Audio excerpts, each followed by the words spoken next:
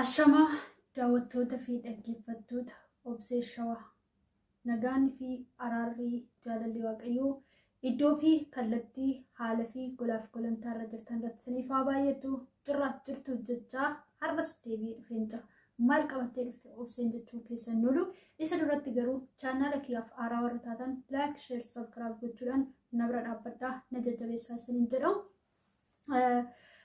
Akkuma beekamu chaanaala kiyya ganaa chaanaala xiqqaadha. Kanaafuu chaanaala koo guddina waan barbaaduuf laayik gochuudhaan na jajjabeessaa sheer naa godhaa sabskiraayib godhaa. Sabskiraayib gochuun hamma kana mana dadhabsiisu. Kanaaf warroonni maatii kiyya hin taane maatii kiyya taatee wantoota ani gadhiisu yeroodhaan akka isin bira ga'u mallattoo ol jettu sanirra godhadhaa isiniin jechuun barbaada. Warroonni immoo na jajjabeessitanii kallattii kamiin na bira dhaabbachaa koomentiidhaan sheeridhaan laayikiidhaan na bira dhaabbachaa jirtanii gooftaan sinaa eebbisuu eebbifama isiniin jechuun barbaada. Hunduma keessan immoo nan jaaladha nan kabaja baay'ee sin jaaladha dhugaa rabbii baay'ee sinan jaaladha hunduma keessanuu hundumti keessan eebbifama waaqayyo sinaa eebbisuu isiniin jedha. Naaf jiraadha Oromoo koo uummanni kamiyyuu naaf jiraadha isiniin jechuun barbaada. Har'a immoo maal qabattee dhufte obsee shawaa hojjettanii har'a immoo macaafa qulqulluu keessaa iddoo tokko waliin ilaallee sagalee waaqayyo waliin ilaalla jedhee tan dhufe galanni gooftaa Yesuusiif haa ta'u. Maaliif hojjettanii wantoonni baay'een hin darbaa sagalee waaqayyo garuu hin darbu immoo fa'achuudha. Wanta tokko har'a yoo haasofne boruu irratti deebinee haasofne wanta kalee haasofne sammaa irra deddeebina jennee salacha'uu dandeenya. Garuu sagalee waaqayyo har'as nutti lallabamee daqiiqatti otoo nutti lallabamee wanta nama salachaana jechuudha. Maaliif hojjettanii isaan jireenyi jira isaan guddinni jira. Sagalee waaqayyootiin ifatu jira. Sagalee waaqayyootiin jireenyi waan jiruuf sagalee waaqayyoo wannuma fee yoo ta'e nama salacha'u. Kanaaf sagalee waaqayyoo tokko iddoo tokko har'a waliin ilaallannaa. Galanni gooftaa Yesuus Kiristoos haa ta'u.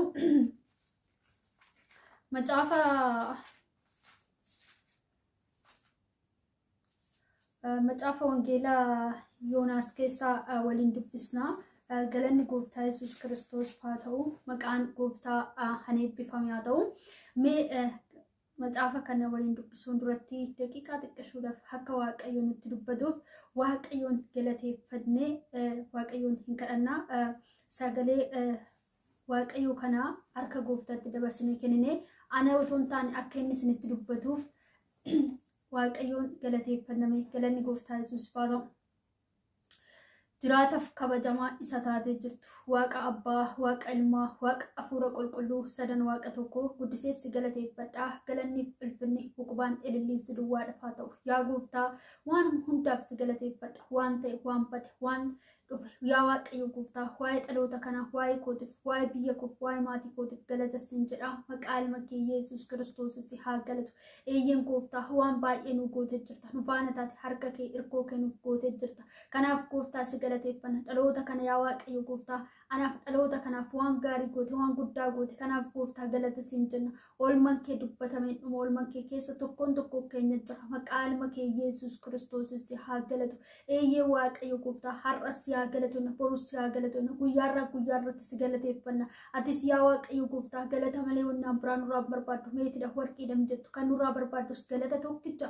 Maqaa gooftaa Yesuus Kiristoosin barii kana galanni teessoo kee irratti siif haa ta'u. Ilaa waaqayyo gooftaa yeroof sa'aatii daqiiqaa sekondii kanarratti si haa galatu.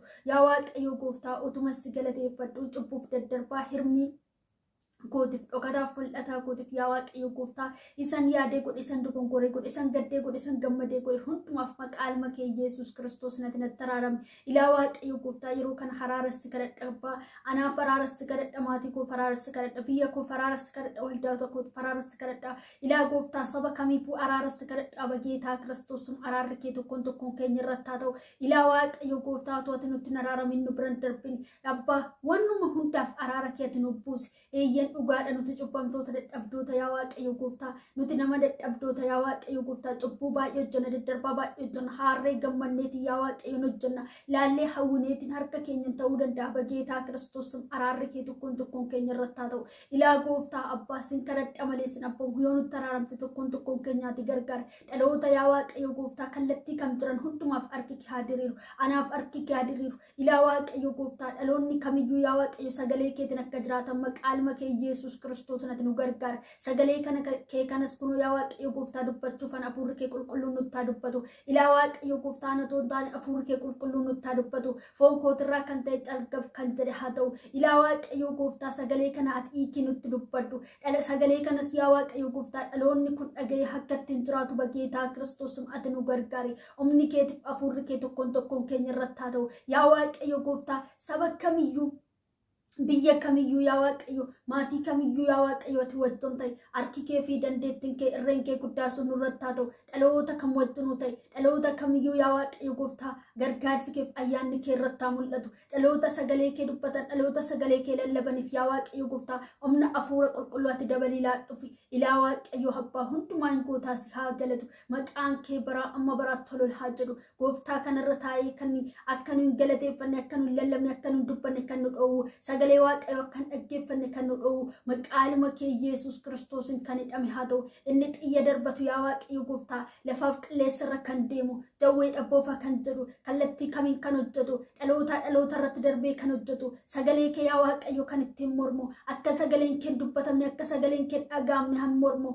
maqaa kee Yesuus Kiristoosin kan waraanname haa ta'u. Dhaloota kanarraa kan ta'e yaa Waaqayyo gooftaa dhaloota kanarratti kan mormu qilleensa kanarraa kan ta'e lafa kanarraa kan ta'e bageetaa Kiristoos calqab kan jedhe haa ta'u. Maqaa kee Yesuus Kiristoosin hundumaan gootuuf si haa galatu. Sagalee kee kana nutti dubbadhu. Humni sagalee keetii guyyaa Waaqayyo nu haa gaggeessu. Akka sagalee kee kanattis akka jiraannu humna hafuura qulqulluu nuuf kenni. Maqaa kee Yesuus Kiristoosin ameen.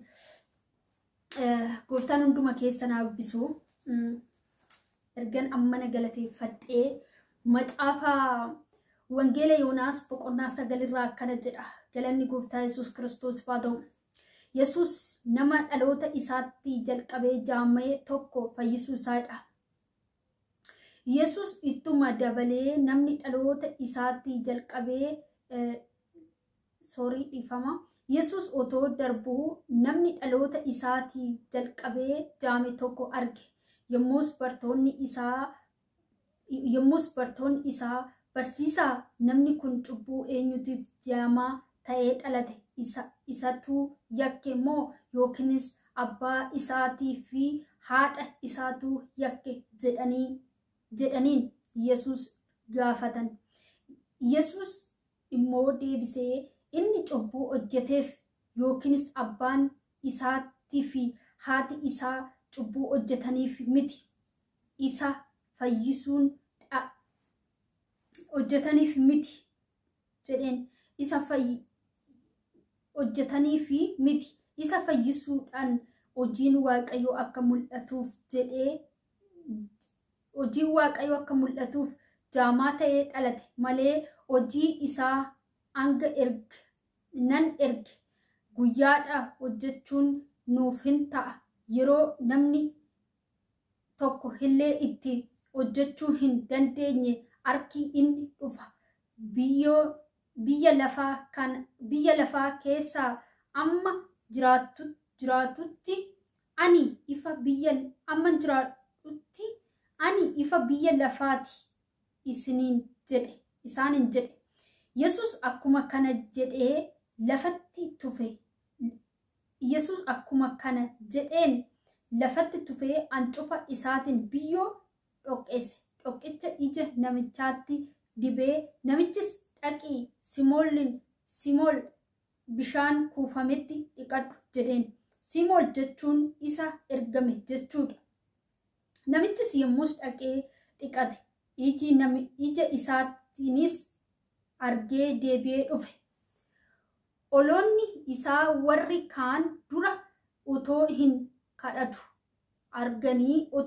kadhatu argan inni kun namicha isa taa'ee kadhachaa ture miti jedhanii gaafannaan namoonni kaan eeyyen isuma jedhan kaan immoo lakkii isa fakkaata malee jedhan. Namichi yommus ani isa jedhee namni immoo iji kee lachuu akkamitti siif banamee ree jedhaniin isa gaafatan. Kana irratti inni namichi isa Yesuus jedhamu biyyoo dhoqqeessee ija koo lachuutu anaaf dibe gara bishaan Simoon dhaqiitii dhiqadhu naan jedhe. Anis dhaqee dhiqadheetan arguu danda'e jedhee isaaniif deebise. Jarri immoo inni eessa jira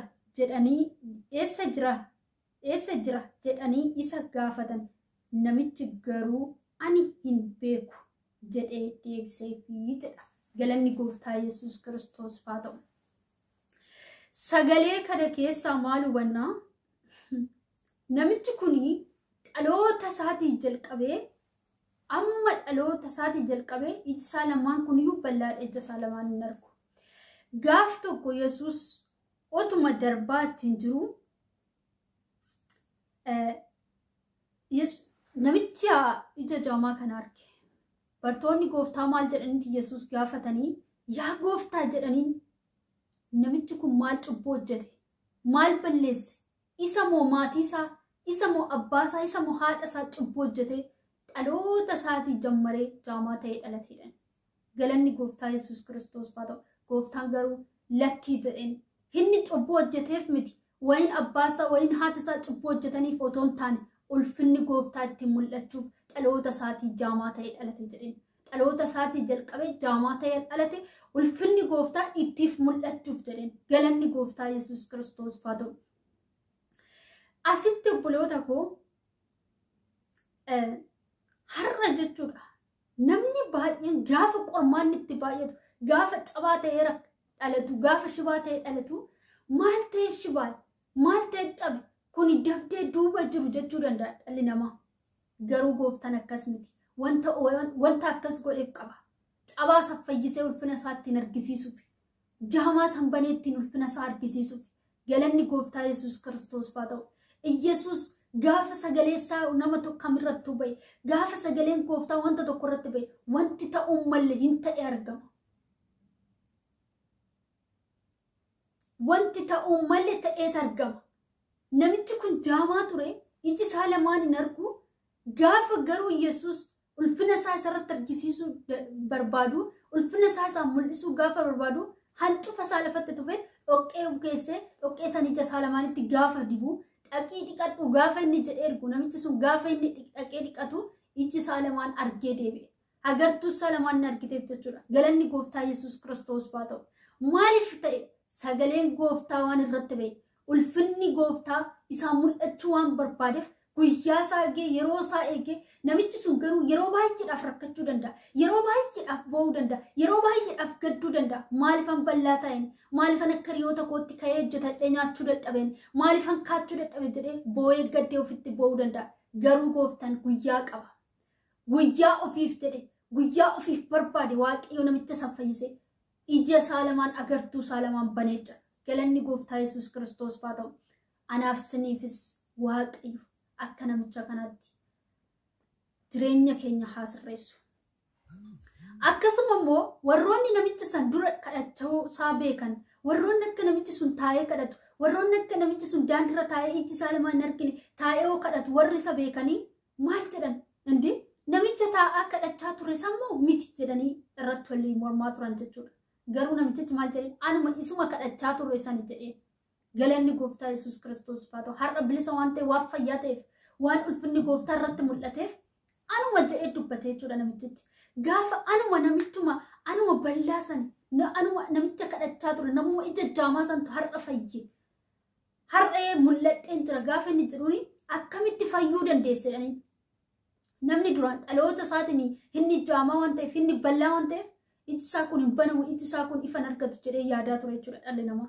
Inni garuu anuma jedhe akkamitti firee fayyiteennaan namicha isa Yesuus jedhamu santu hancufa lafatti tuffee dhoqqee bukeechee dhoqqee san ija kootti banee dibee ani boodar dhaqi dhiqadhunaan jedhee dhiqadhee fayye jedhe. Galanni Gooftaa Yesuus Kiristoos haa ta'u. Eessa jira ni immoo gaafa isa gaafatan ani hin beeku namichi. Fayyuu isaa beeka malee Yesuus eessa akka jiru namichi sun hin beekne. Galanni Gooftaa Yesuus Kiristoos haa ta'u. Akka inni fayyise beeka malee Yesuus eessa akka jiru, Yesuus eenyu akka ta'e namichi sun hin beekne jechuudha. Gaafa namni eessa jiraadhaan isa gaafata ani hin beeku jedhe namichi. Galanni Gooftaa Yesuus Kiristoos haa ta'u. Kanaaf obboloota koo har'a dhaloonni baay'een jireenyi keenya gaafa nuuf sirraa'uu dadhabu. Wanti baay'een wanta nu hoggaa nu jalaa borjaaja'u maaliif jireenyi keenya sun sirraa'uu dide maaliif jireenyi keenya kun borjaajee jennee rakkachuu boo'uu gadduu dandeenya garuu gooftaan gaafa guyyaa qaba guyyaan gooftaa gaafa dhufe hundumtu wal duraa duuban hiddoonuu qabata kanaaf fuula waaqayyootti dhugaadhaan gaafa deddeebinu fuula waaqayyoo dura dhugaadhaan gaafa dubbannu wanti dhabamu wanti gooftarra dhabamu tokko illee hin jiru kanaaf obboloota koo hundumti keenya fuula waaqayyootti dhugaadhaan deddeebinee waaqayyoon kadhachaa waaqayyootti mul'achaa waaqayyoon yoo kadhanne wanti dhabamu hin jiru sagaleen gooftaa gaafa ba'e wanti hunduu du'aatu ka'a fayyaatu du'aatu ka'a cabaatu diriira bal'aatu jabanata kanaaf dhukkubsataatu fayya rakkataatu rakkina keessaa ba'a kan daaretu uffata argata kanaaf sagalee waaqayyootti naa jiraan waaqayyo hunduma keenya haa gargaaru anas isinis haa gargaaru hundumti keenya gargaarsi gooftaan faana haa ta'u akkas isiniin jedha hunduma keenya gooftaan haa gargaaru sinis hundumti keessan eebbifamaayi ayyaanni gooftaa hunduma keessaniif haa baay'atu baay'ee sin jaaladha baay'ee sin kabaja dogongora sagalee kana keessa jiruuf dhiifama isiniin jechuun barbaada sagaleen kun warra isinitti toleef laayik sheer sabskiraayib gochuudhaan na bira dhaabbadhaa gooftaan sin haa eebbisu eebbifama isiniin jedha baay'ee sin jaaladha baay'ee sin kabaja ayyaanni gooftaa bakkuma jirtan isiniif haa baay'atu viidiyoon biraatiin immoo amma walitti deebinutti oraa bulaa